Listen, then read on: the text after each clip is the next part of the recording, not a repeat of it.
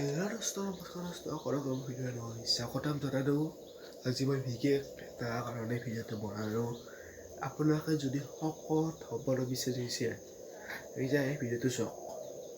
ভিডিঅ'টো আৰম্ভ কৰোঁ দিয়ক। যদি আপোনালোকে শকত হ'ব বিচাৰিছিল এটা টিপছ মানিব লাগিব।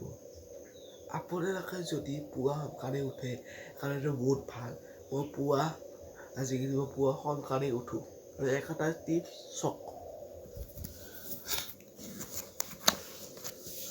এটা টিপছ ওজন আৰু শকত হোৱা।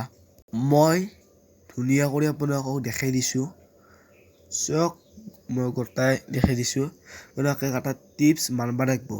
মই একবাৰ মাতি দিম আপোনালোকে চাব স্কিপ কৰি। দৈনিক ৰাতিপুৱা 1 গিলাচ গৰু গাখীৰৰ লগত এটাকৈ কল খালে ওজন বৃদ্ধি বা শকত হয়। কলত যথেষ্ট পটাছিয়াম আৰু কাৰ্বহাইড্ৰেট থাকে আৰু নিয়মিতভাৱে ৰাতিপুৱা ব্যায়াম কৰক। আপোনালোকে ব্যায়ামো কৰিব পাৰে ৰাতিপুৱা। যদি আপোনালোকে পুৱা উঠে ৰাতিপুৱা ব্যায়াম কৰিব পাৰে।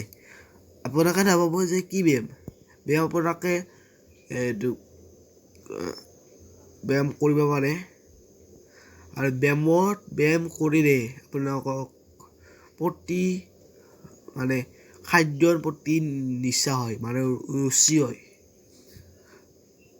দুপৰীয়া খাদ্য গ্ৰহণৰ পিছত নিয়মিতভাৱে 45 মিনিটৰ পৰা 1 ঘণ্টা শুলে ওজন বৃদ্ধি হয়। খেলা-ধূলা খেলক। খেলৰ পৰা পোৱা আনন্দ টোপনি লাভ কৰে বা ভাল কৰে।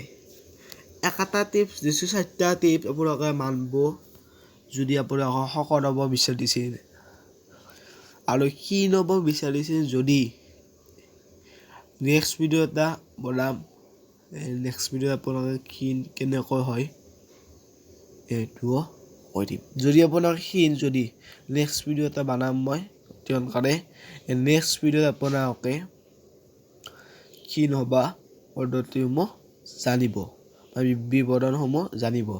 আৰু যদি আপোনালোকে শকত হ'ব বিচাৰিছে এইটো ভিডিঅ' চাওক। আপোনালোকে শকত হৈ যাব।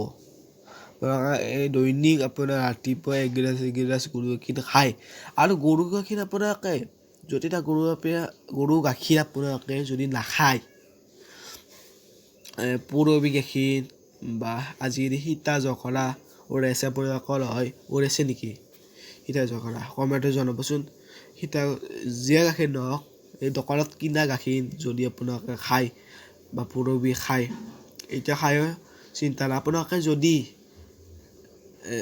যিমান পাৰে গৰু গাখীৰ খাব চেষ্টা কৰিব। গৰু গাখীৰত বহুত প্ৰটিন থাকে আৰু কণটো খাব আপোনালোকে। কণটো চিন্তা কৰিব নালাগে। আপোনালোকে ৰাতিপুৱা কথা নাই, আপোনালোকে গোটেই দিনটোতে খাব পাৰে। যেতিয়া খাই আপোনালোকে মুঠতে কণটো খাই ভাল প্ৰটিন থাকে আৰু নিয়মিতভাৱে ৰাতিপুৱা ব্যায়াম কৰক। সদায় আপোনালোকে ব্যায়াম কৰি থাকে এতিয়া আপোনালোকৰ খাদ্যৰ প্ৰতি ৰুচি হয় আৰু টোপনি ভাল হয়। আৰু দুপৰীয়া খাদ্য গ্ৰহণৰ পিছত নিয়মিতভাৱে 45 পৰা 1 ঘণ্টা শুলে ওজন বৃদ্ধি হয়।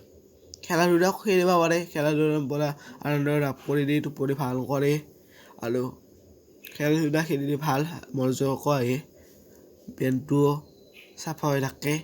এই ভিডিঅ'টো ইয়াতে শেষ কৰিলোঁ। নেক্সট ভিডিঅ' আপোনালোকক লগ পাম অতি সোনকালে। যদি এই ভিডিঅ'টো ভাল লাগিলে লাইক শ্বেয়াৰ ছাবস্ক্ৰাইব কৰিবলৈ নাপাহৰিব। নেক্সট ভিডিঅ'ত লগ পাইছোঁ।